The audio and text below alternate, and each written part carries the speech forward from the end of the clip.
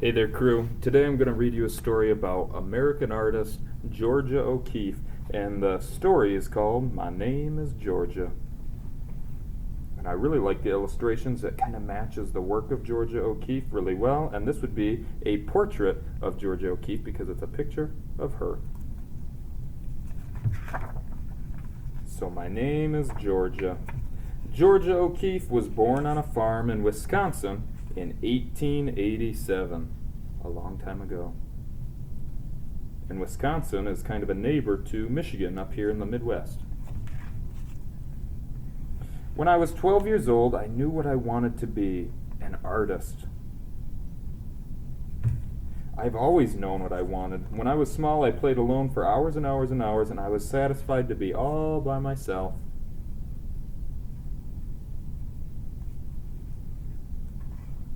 I did things that other people don't do. When my sisters wore sashes, I did them. When my sisters wore stockings, I wore none. She wanted to be unique. And when my sisters wore braids, I let my black hair fly in the wind, kind of like the birds. I rode to town every Saturday to copy pictures from the stack in the art teacher's cupboard.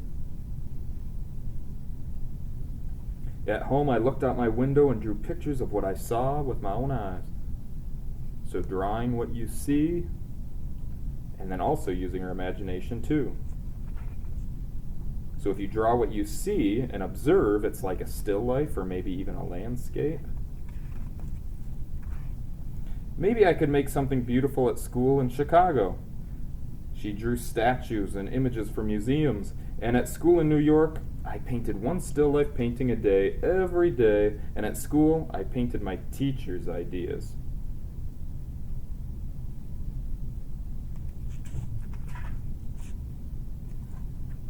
But when school days were over, I went out into the whole wide world to discover my own ideas. So again, being unique. I went to the Texas plains, the Wild West of my childhood books. You have never seen sky. It is wonderful. Pretty cool clouds, good rhythm. I walked into the sunset. I felt the wind across the plains. So those lines represent the wind blowing. And I painted the sunset in the sky and the wonderful loneliness and emptiness of the whole place. I painted day and night. So the desert to her was kind of a lonely, empty place, but she liked to be alone, so she really connected with that desert. I worked till my head all felt light at the top. I have things in my head that are not like what anyone has taught me, shapes and ideas. She's starting to get more abstract and imaginative. But I bundled up my paintings and went to New York City to be where other artists lived. I walked down in the canyons of steel. So a big contrast or opposite difference from the plains to the city. So New York City, very tall buildings. I lived high up in the clouds and painted what I saw from my window. Georgia loved the clouds, but sometimes what I saw from my window was the far away calling me.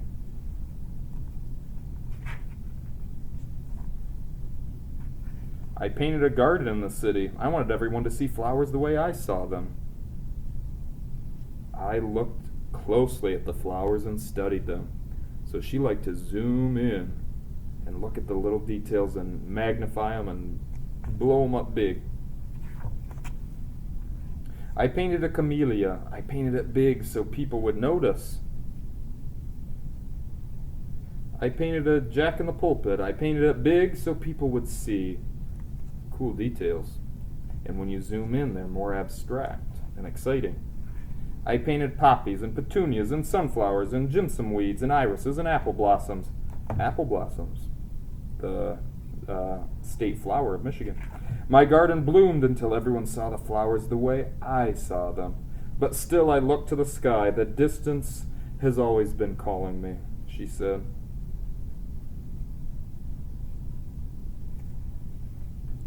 So I went to the New Mexico desert, so far away that no one ever comes. I was satisfied to be all by myself. So New York, where all sorts of people live, and people are everywhere, to go to the desert where there's nobody else but her. It was too dry for the flowers to grow, but there were bones. She liked to examine the bones like a scientist. I gathered the bones, big bones, little bones, short bones, long bones, a cow's skull, a horse's skull, a ram's skull, and brought the bones home to paint. So she collected the bones in nature. And one day I held one up against the sky, and I saw the blue through the hole of the skull, and I painted what I saw.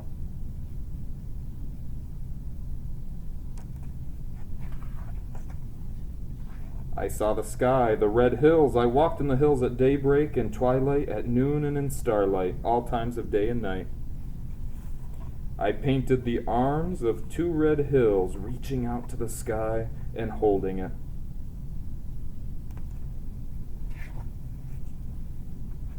I painted the Paternal Mountain in the far away. I painted it over and over and over again and again and again.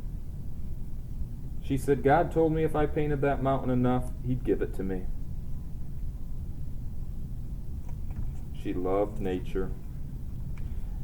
I drove my Model A across the desert and back, and up and down over those hills. I painted in my studio on wheels until the afternoon bees chased me home. See 'em buzzing. Even in wintertime, I went far out into the far away and painted in the bitter cold. I painted when the wind was so strong it nearly blew me away. I did things other people don't do. I climbed my ladder to the night sky to wait for the sun. I slept under the stars to see the morning sky when I woke. I stayed in the desert, my hair turned from black to gray to white as those bones. I still walked the red hills. My pile of bones grew, my flowers bloomed in the desert, and the Paternal Mountain was mine. See her there on top of the mountain? And the sky, oh, it was still wonderful. I painted the sky one more time. I painted my big, big sky, so big so people would see the sky the way I saw it.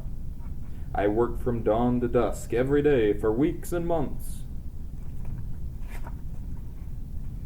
Then, as I painted the last cloud, the sun slipped behind the Paternal. I laid my brushes down. Kiss the sky for me, she said, as she walked away.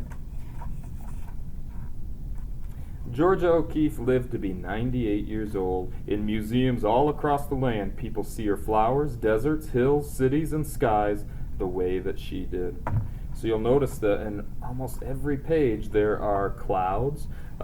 Georgia O'Keeffe loved the clouds. She loved nature. She was kind of like a scientist-artist combo where she observed and looked at flowers and nature very closely, the ecosystems, the landscapes, and the bones as well. So kind of like scientific illustration mixed with landscape art and observing nature as she saw it, and then she would magnify it almost as if looking through a microscope or magnifying glass, because she saw those things as abstract and large and exciting. And actually the Sky Above Clouds painting I was able to see in New York City in a museum, and some of her other paintings as well.